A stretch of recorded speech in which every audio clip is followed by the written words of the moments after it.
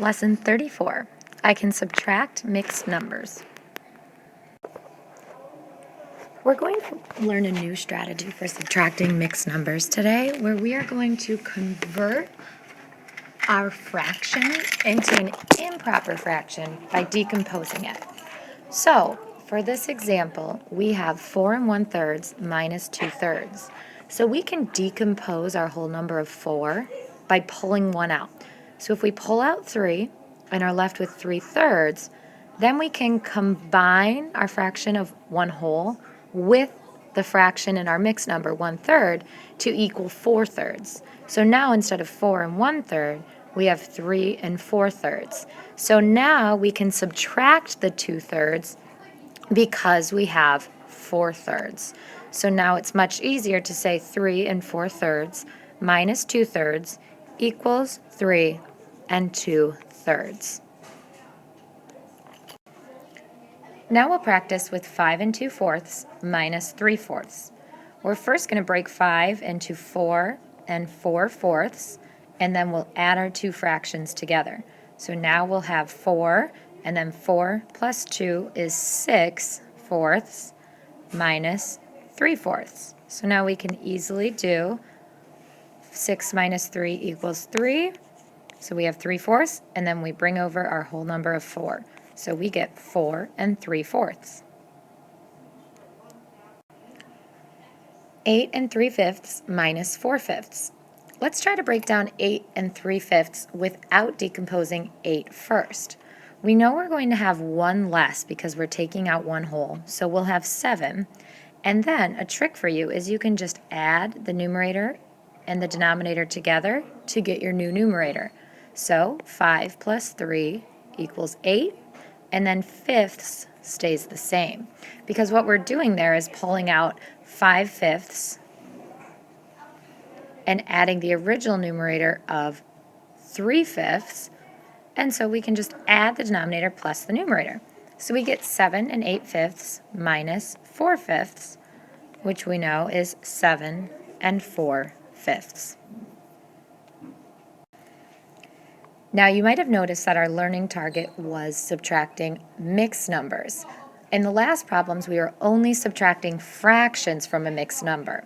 So the only step we have to add in is subtracting the ones first, or the whole numbers first. So in this case, we have 3 1/4 minus 1 3/4. So before we can move on to our next step, we just have to subtract 3 minus 1 to get 2. So now we rewrite our number sentence as 2 1/4 minus 3/4. So now we can go back and do what we were doing in the last problems with 2 1/4. So we know that our whole number is going to be 1 less because we're pulling 1 whole out, and then we just add our denominator and our numerator together to get 5 over our original denominator of 4. So now we have 1 5/4, which is equivalent to 2 1/4. And we're subtracting 3/4. So 5 minus 3 equals 2, 4 stays the same, and we bring over our whole number.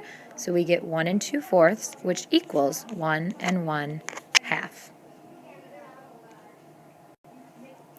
4 2/5 minus 1 3/5. So we start by doing 4 minus 1 equals 3.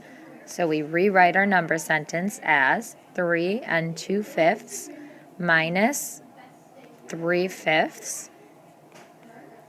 And now we're going to break down 3 2/5.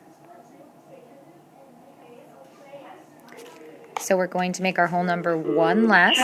So 1 less than 3 is 2. And then we add our denominator of 5 and our numerator of 2 to get 7. And our denominator stays the same, fifths minus 3/5. So we get 2 4/5. 5 2/6 minus 3 5/6. We do 5 minus 3 to get 2 2/6 minus 5/6. Now we're going to break down our 2 2/6. We're going to take 1 whole out, and we're going to add our denominator and our numerator together. 6 plus 2 equals 8, and our denominator stays the same, and we'll subtract our 5/6. So we get 1 and 3/6 or 1 and 1/2.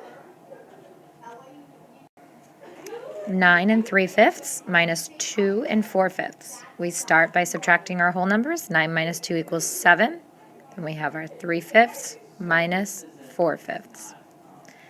Now we are going to break down our 7 and 3/5 by pulling 1 out. So now we have 6. We're going to add our denominator and our numerator together. 5 plus 3 equals 8. And our denominator stays the same. And now we will subtract the 4/5. So we get 6 and 4/5. Please pause the video and try number 3 independently now. Please make sure to show all of your work, then push play to check your answers.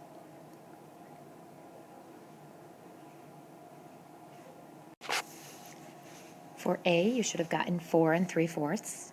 B, 2 and 3/5. C, 4 and 7/12.